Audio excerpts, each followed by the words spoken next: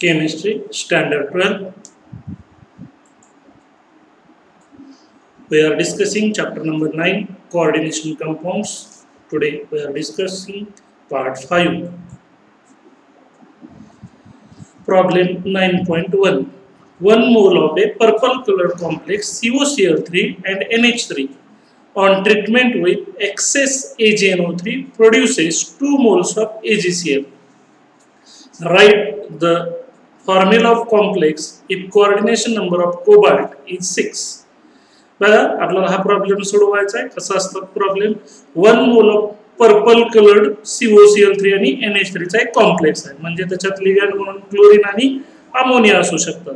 आणि coordination number 6 दिलाय म्हणजे कोबाल्टला अटॅच होणारी लिगँड 6 असणार आहे. आता ज्यावेळेस त्या कॉम्प्लेक्सची ट्रीटमेंट केली AgNO3 बरोबर आपल्याला 2 मोल AgCl मिळाले. ही माहिती आपल्याला काय सांगते?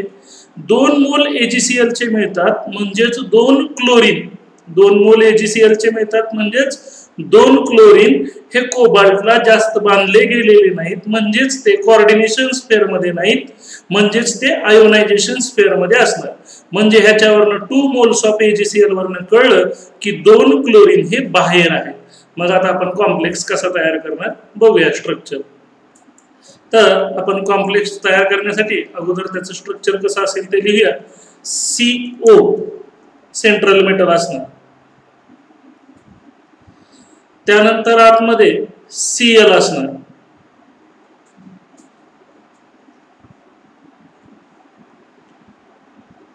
CO त्यानंतर Cl असणार, आतमध्ये NH3 असणार. आता ह्या दोघांची मिळून संख्या 6 आली पाहिजे कारण कोऑर्डिनेशन नंबर 6 आहे. आणि बाहेर किती Cl आहे ते आपल्याला कळलं. तर बाहेर Cl किती आहेत? तर 2 Cl बाहेर आहेत. कशावरनं कळलं? तर 2 मोल्स ऑफ AgCl वरनं कळलं.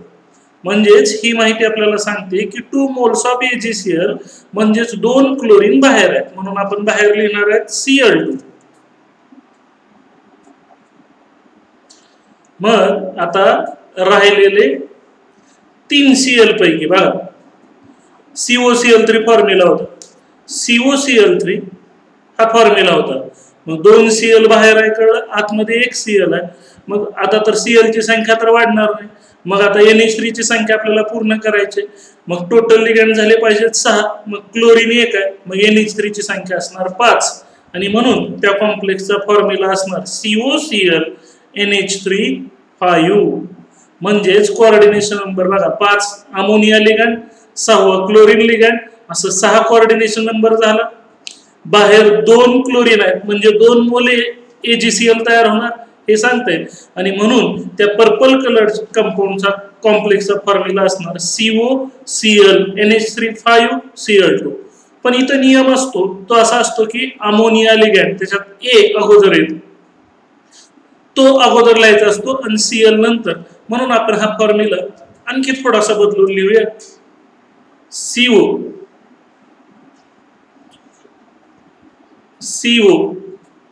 NH3 5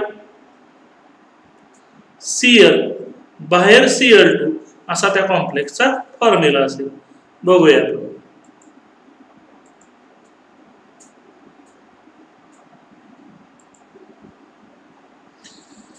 Solution. 1 mole of complex gives 2 moles of AgCl. It indicates that 2 Cl minus ions react with Ag plus ions.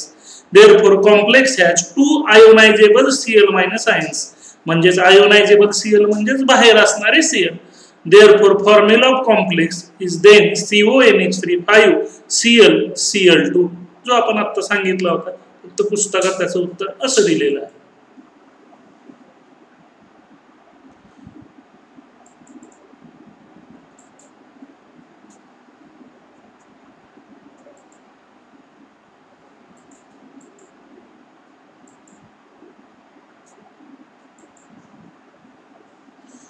Next question.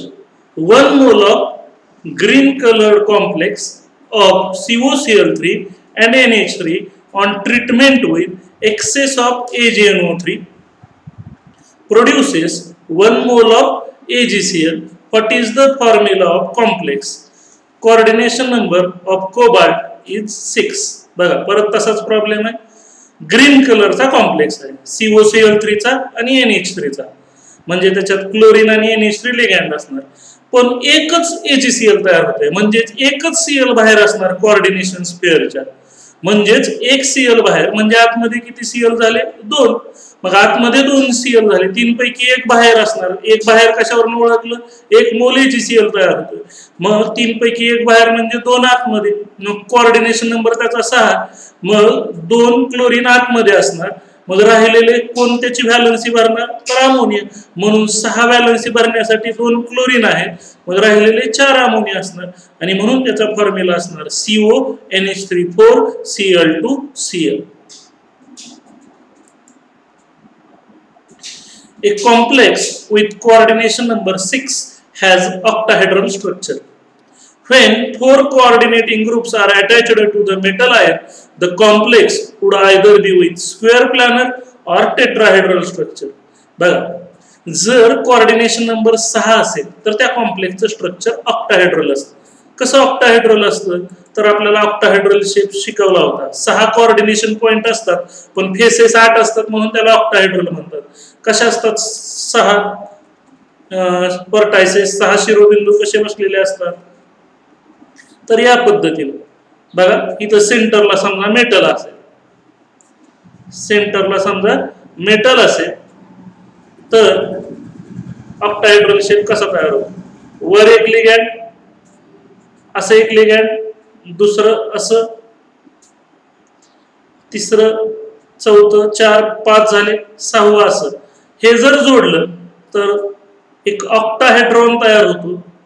आता तुम्ही म्हणाल 6 बिंदू, पण त्याला फेसेस 8 असतात, म्हणून त्याला ऑक्टाहेड्रॉन म्हणतात.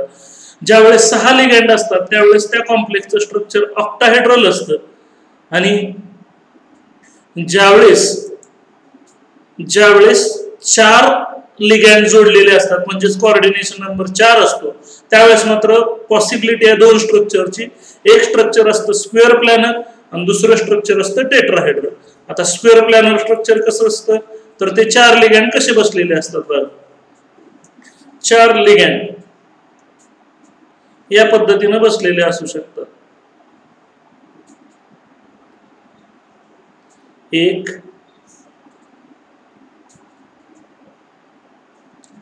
लिगॅंड असं, एक लिगॅंड असं, 4 लिगॅंड, आणि तयार होतो स्क्वेअर प्लेन, म्हणजे चौरस तयार होतो. एका प्लेन मध्ये असतात, प्रतलात असतात, म्हणून त्या जॉमेट्रीला म्हणतात स्क्वेअर प्लॅनर. आणि टेट्राहेड्रल कसं असतं आपल्याला माहित आहे, 4 लिगॅंड कसे बसलेले असतील, सेंटरला मेटल, एक लिगॅंड असं, एक लिगॅंड असं, एक लिगॅंड या पद्धतीनं, एक लिगॅंड या पद्धतीनं, हे जोडलं तर टेट्राहेड्रल तयार होतो, म्हणून त्या जॉमेट्रीला टेट्राहेड्रल स्ट्रक्चर असं म्हणतात.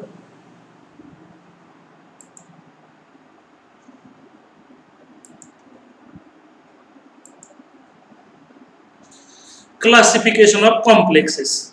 The coordination complexes are classified according to types of ligands and sign of charge on the complex ion.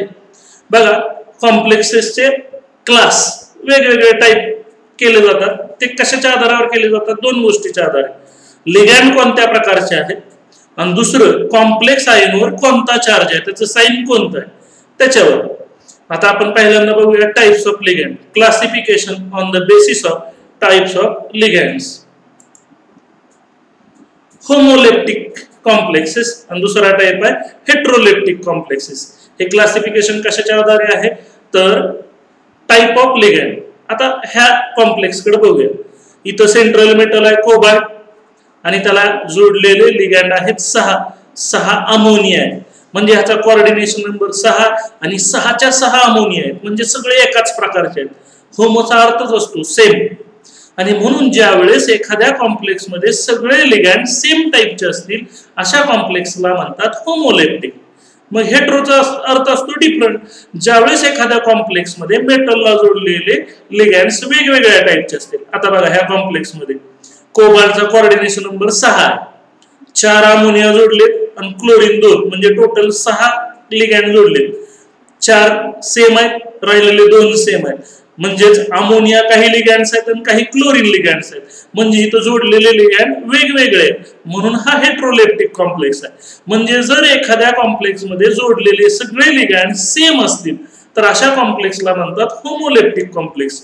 एखाद्या कॉम्प्लेक्स मध्ये जोडलेले लिगँड जर वेगवेगळे असतील तर त्याला म्हणतात हेटेरोलेप्टिक कॉम्प्लेक्स. बघा CONH3 3+ हा एक कॉम्प्लेक्स आयन आहे, 3+ चार्ज आहे म्हणून ion. Here only one type of ligand surrounds the CO3+ ion. CO3+ च्या भोवती असणारे लिगँड्स हे सगळे एकाच प्रकारचे आहेत. The complexes in which metal ion is bound to only one type of ligand are homoleptic. म्हणजे ज्यावेळेस एकाच प्रकारचे सगळे लिगँड असतील त्यावेळेस त्याला होमोलेप्टिक कॉम्प्लेक्स म्हणतात. Look at the complex CONH3 4Cl2. इथं मात्र जोडलेले लिगँड वेगवेगळे आहेत. There are two types of ligands, NH3 and Cl- attached to CO3+ ion. Such complexes in which metal ion is surrounded by more than one type. एकापेक्षा जास्त प्रकारच्या लिगँडला metal जोडलेला असतो. Then such complexes are called as heteroleptic complexes.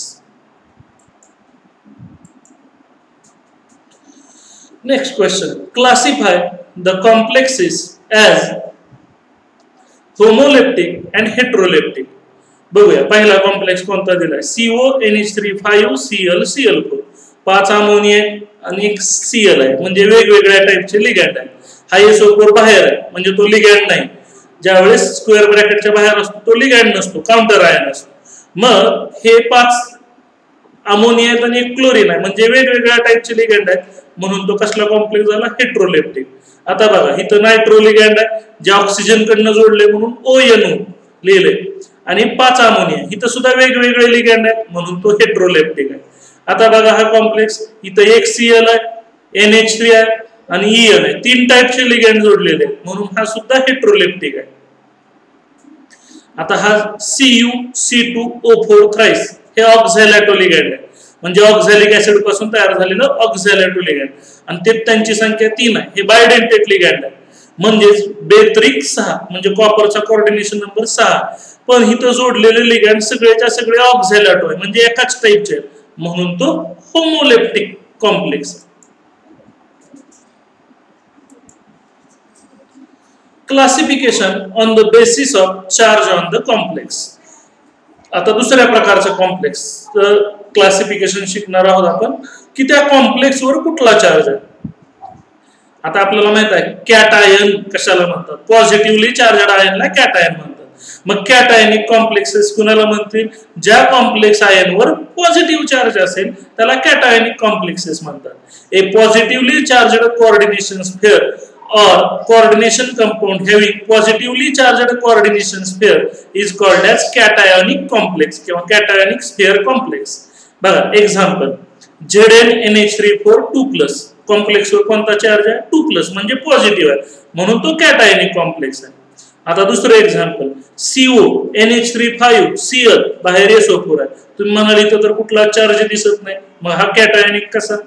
हा SO4 counter ion आहे, त्याचा charge बघायचा 2-.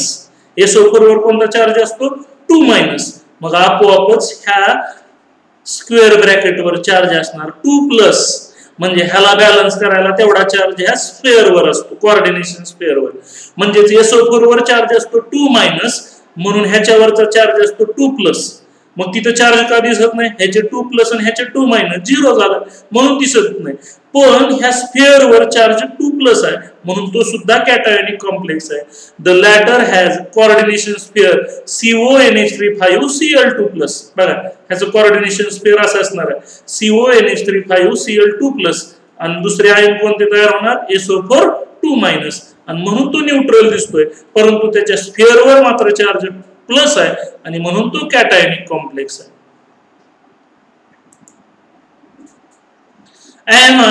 Anionic sphere complexes. आता आपल्याला माहित आहे निगेटिव्हली चार्जड आयनला एनायन म्हणतात. मग ज्याच्या स्फिअर वर म्हणजे स्क्वेअर ब्रॅकेट वर निगेटिव्ह चार्ज असेल अशा कॉम्प्लेक्सला एनायनिक कॉम्प्लेक्सेस म्हणतात.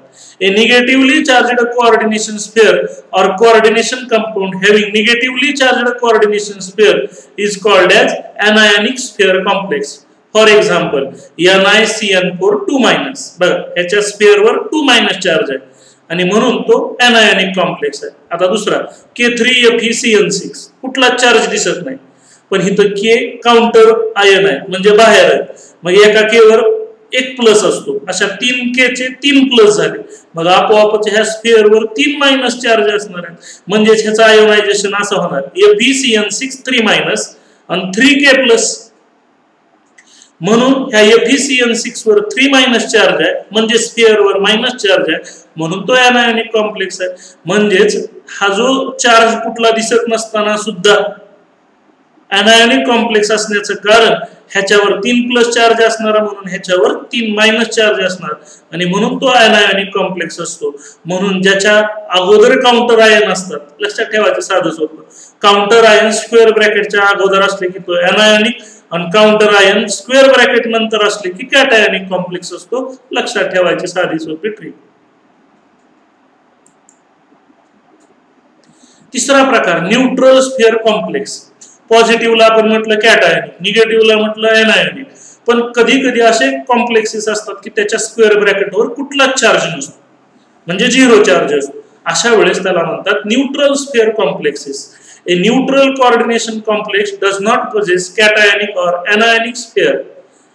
त्याच्यावर कुठलाच चार्ज नसतो, म्हणजे त्याच्याकडे कॅटायन पण नसतो आणि एनायनिक पण नसतो. उदाहरणार्थ platinum NH3 twice Cl twice or NiCO4. बघा ह्याच्या बाहेर कोण नाही, ह्याच्या बाहेर कोण नाही, म्हणजे ह्याच्यावर कुठलाच चार्ज नाही. इथं डोक्यावर पण कुठला नाही, ह्याच्या पण बाहेर कोण नाही, इथं पण काही चार्ज लिहिलेला नाही, म्हणजेच तो न्यूट्रल आहे. आणि म्हणून हे दोन्ही न्यूट्रल कॉम्प्लेक्सेस आहेत. have neither cation nor anion but are neutral sphere complexes. म्हणजे ज्या स्फिअरच्या बाहेर कोणच नसतं, स्क्वेअर ब्रॅकेटच्या बाहेर कोणच नसतं आणि ज्यावेळेस स्क्वेअर ब्रॅकेटवर कुठलाही चार्ज नसतो, आपण ओळखायचं तो न्यूट्रल स्फिअर कॉम्प्लेक्स आहे.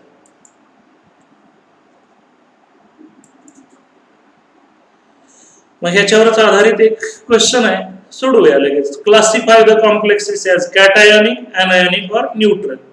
बघा Na4FeCN6. आता मी सांगितलं होतं स्क्वेअर ब्रॅकेटच्या अगोदर असलं की ह्याच्यावर प्लस चार्ज असतो आणि ह्याच्यावर मायनस चार्ज असतो, म्हणून हा एनायनिक. मग बाहेर 4 Na आहेत म्हणजे 4 प्लस, मग ह्याच्यावर किती चार्ज असणार लगेच काढू शकतो, 4 मायनस असणार, म्हणून हा एनायनिक कॉम्प्लेक्स आहे. आता ह्याला स्क्वेअर ब्रॅकेटच दिलं नाही, मग आपल्याला स्क्वेअर ब्रॅकेट तयार करता आलं पाहिजे. मग कोबाल्टचा कोऑर्डिनेशन नंबर 6 असतो, म्हणजेच 6 ला 6 अमोनिया आहेत, म्हणजेच याचा अर्थ स्क्वेअर ब्रॅकेट इथं असणार आहे. म्हणजेच हे 2 क्लोरीन बाहेर, 2 क्लोरीन बाहेर म्हटल्यानंतर ते स्क्वेअर ब्रॅकेट नंतर आलं की तो कसला कॉम्प्लेक्स असतो, कॅटायनिक कॉम्प्लेक्स. म्हणजेच ह्याच्यावर 2 क्लोरीन बाहेर म्हणजे त्याच्यावर 2 मायनस चार्ज असणार, म्हणजेच इथं स्फिअरवर किती चार्ज असणार, 2 प्लस, म्हणून तो कॅटायनिक कॉम्प्लेक्स आहे. आता इथं तर उघडच दिलंय किती चार्ज आहे, 3 मायनस, आणि म्हणून तो कसला कॉम्प्लेक्स आहे, एनायनिक कॉम्प्लेक्स आहे. PtCl2En twice कुठलाही चार्ज दिलेला नाही, त्यामुळं हा कसला आहे, न्यूट्रल कॉम्प्लेक्स आहे. ह्याच्यावर सुद्धा कुठलाही चार्ज नाही, म्हणजेच तो कसला कॉम्प्लेक्स आहे, न्यूट्रल. या पद्धतीने आपल्याला प्रकार ओळखता आले पाहिजेत की दिलेला कॉम्प्लेक्स कसा आहे. प्रकार कशाच्या आधारे, टाईप ऑफ लिगँडच्या आधारे. एकाच टाईपचे असतील तर होमोलेप्टिक, वेगवेगळ्या टाईपचे लिगँड असतील तर हेट्रोलेप्टिक, किंवा त्या स्क्वेअर ब्रॅकेटवर कोणता चार्ज आहे, म्हणजेच कोऑर्डिनेशन स्फिअर. स्क्वेअर ब्रॅकेट म्हणजे कोऑर्डिनेशन स्फिअर, त्याच्यावर कोणता चार्ज आहे, पॉझिटिव्ह चार्ज असेल तर कॅटायनिक, निगेटिव्ह चार्ज असेल तर एनायनिक, आणि कुठलाही चार्ज नसेल तर न्यूट्रल. नेहमी लक्षात ठेवायचं स्क्वेअर ब्रॅकेटच्या अगोदर कुठले आयन्स असतील, काउंटर आयन्स, तर ते एनायनिक कॉम्प्लेक्स असतात. स्क्वेअर ब्रॅकेटच्या नंतर जर काउंटर आयन्स असतील तर ते कॅटायनिक कॉम्प्लेक्स असतात. Thank you.